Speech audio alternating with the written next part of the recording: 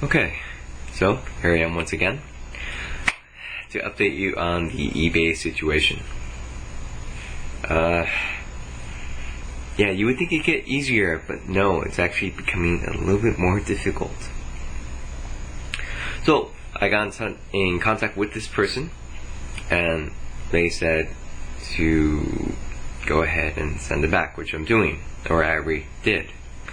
Now, in the message they sent me, he said that he would refund the product and the shipping. So, funny, I would assume that he meant the shipping that I'm actually shipping back to him that he would refund, not the shipping that goes along with the product that he shipped over toward me. So anyway, it turns out this guy lives in Hawaii. Now, I don't know if you've ever sent anything over, but it kind of costs a lot. To send back all the comic books that he sends, which weigh about 1.65 pounds, it costs $44. Yeah. Now, I took it to a UPS store. It's right near me. And they mention international. They say it wouldn't qualify for international rates because it's still within the United States. So, got a little frustrated, but you know what? I don't want them. I don't want the comics. So, I went ahead and sent them back to him. I said it would take about, 1 to 2 weeks, I think. Because in order for it to go to Hawaii, it has to go onto one of those cargo ships.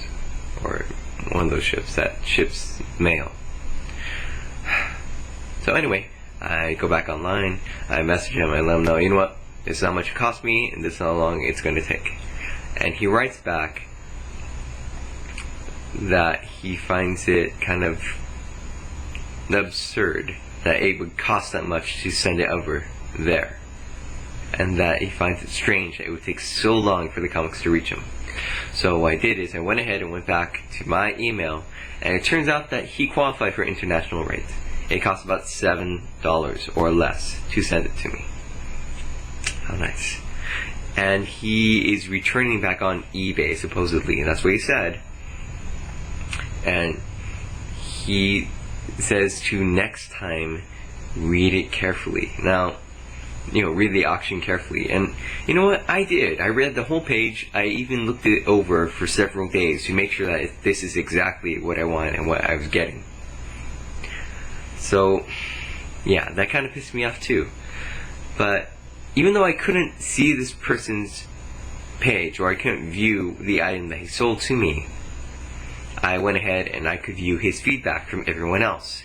Guess what? They're all positive, which doesn't make any sense to me. How is it that there be so many positive transactions, and then when he sends something to me, he deletes his account immediately so I can't get in touch with him? That doesn't make any sense. And he says that he sold over 25 sets of the Supergirl, and I can't find any of those on there. So I don't get it. It doesn't make sense to me. But looking it over, he even watches out for certain people who try to leave bad feedback because the buyer did something.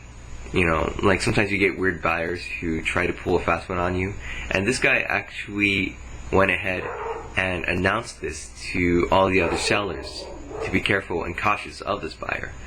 So I find it a little odd that someone who has so many great transactions and would even look out to help other sellers try to pull a fast one on me. So it really throws me off. Now here's something interesting. I just wanted to show you. This is leftover from Comic-Con. Comic-Con 2007. So here is the signature. See that? That's Frank Cho's signature. And I had him, see, here's the same one that he signed before. Now what I did is I had him sign it again. Twice. But as you can tell, they are pretty identical. Yeah, I'm stretching over to see. That's how high this thing is. But I also have him sign this, Liberty Meadows, Volume 1. And of course, if you look at it, See, yeah, that's identical to the other one. Now, if you refer back to the previous video about this eBay thing, if you look at all 3 signatures, they don't match. I know you bought the grapefruit of me. See? And I know you bought grapefruit. the thing is that it's supposed to be by 2 artists. One has 1 signature, the other one has 2 signatures, and none of them match. At least one should be a pair match, because they're supposed to be by 2 of the same artist, but they don't. Unless artists change your handwriting signatures a lot, they should be very similar, to the point where I can show you those and you can tell that's the same thing, even though I didn't show them together at the same time. So I don't know. I have no clue what to think about this. I just want to get it over with because it's frustrating. And one thing he says is, don't try to blame it on me. Why?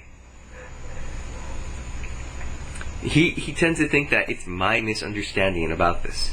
Now, I can try to see it from both of our points of views. That's sure, he put it one way and thought that everyone would think of it a certain way, and I saw it one way and thought that everyone could see it that certain way. We're both good buyers and sellers. You know, I can see that happening. But it's really odd that he would get so defensive so quickly, and so angry and frustrated so quickly. Now, to me, that's fine. I can become that way because I'm the person receiving it. It's not what I intended at all. But for him to be like that seems a little strange, a little odd. Him or her. The name's Iris, so I don't know. It could be he. I think it is. I don't know. It just seems a little strange. But you know what? I just want to be done with it. Seriously, I do. Because I don't want to put up with this anymore. And yes, for those of you who try to calculate exactly if I came out on top or if I broke even, no, I didn't break even.